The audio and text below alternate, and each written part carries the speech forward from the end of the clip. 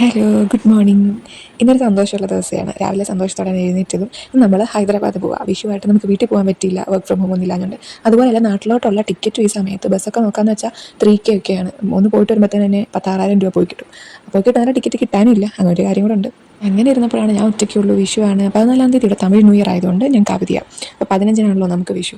അപ്പോൾ ഇങ്ങനെ ഒരു സാലറി അടിച്ചിരുന്നപ്പോഴാണ് ഹൈദരാബാദിലോട്ട് വരാൻ കുറേ നാളുകൊണ്ട് വിളിക്കുന്നത്. അപ്പോൾ അങ്ങോട്ട് പോകാനൊരു പ്ലാൻ കുറേ നാളായിട്ടുണ്ട്. പക്ഷേ ഇത് ഭയങ്കര പെട്ടെന്ന് എടുത്തൊരു തീരുമാനമായിരുന്നു. ഹൈദരാബാദിലോട്ടാകുമ്പോൾ ട്രെയിൻ ടിക്കറ്റും അവൈലബിൾ ആണ്. തിരിച്ച് നമുക്ക് വേണമെങ്കിൽ ബസ് എടുക്കാം. എൻ്റെ ഹോസ്റ്റലിൻ്റെ ഫ്രണ്ടിലോട്ട് ബസ് ഡ്രോപ്പ് ചെയ്യും, പ്രശ്നമൊന്നും ഇല്ലായിരുന്നു. പക്ഷേ ചെറിയൊരു അബദ്ധം പറ്റി. ഞങ്ങൾക്ക് കിട്ടിയത് മിഡിലായിരുന്നു.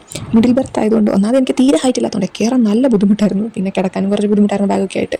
ഒരു വിധത്തിൽ ഉറക്കമൊന്നും ശരിയായില്ലെങ്കിലും വന്നിറങ്ങി ഇവർ നമ്മൾ ഊബറൊക്കെ എടുത്ത് ഇനി എനിക്ക് അഡ്രസ്സ് എന്ന് ആണ് ആക്ച്വലി ഊബർ ബുക്ക് ചെയ്ത്. എനിക്ക് ഇവിടെ വന്നിറങ്ങിയിട്ട് സ്ഥലം പറയാനോ ഞാൻ എവിടെ നിൽക്കുന്നതെന്ന് പറയാനോ എനിക്ക് ഹിന്ദി നല്ലപോലെ അറിയാവുന്നതുകൊണ്ട് ഒരു കുഴപ്പമില്ല. അതുകൊണ്ട് അവളാണ് ചെയ്തത്. എനിക്ക് തന്നെ വിശ്വസിക്കാൻ പറ്റുന്നില്ല ഞാൻ ചെന്നൈ ടു ഹൈദരാബാദ് തന്നെ വന്നു എന്നൊക്കെയുള്ള കാര്യം. ഭയങ്കര എനിക്കിപ്പോൾ എന്നെ തന്നെ ഭയങ്കര പ്രൗഡാണ്. വലിയൊരു കാര്യം ആയിരിക്കത്തില്ല അത് കേൾക്കുന്ന പലർക്കും.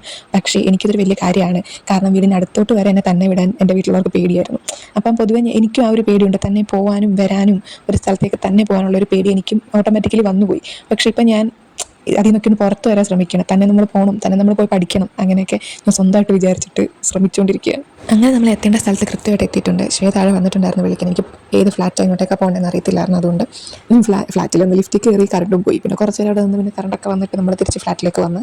അപ്പോൾ ഇനി കുറച്ച് ദിവസം ഞാനും ശിവയും മാത്രമല്ല കേട്ടോ, ഇവിടെ 2 പേരുണ്ട്. അവർ നല്ല ഉറക്കത്തിലാണ്. അപ്പോൾ ബൈ.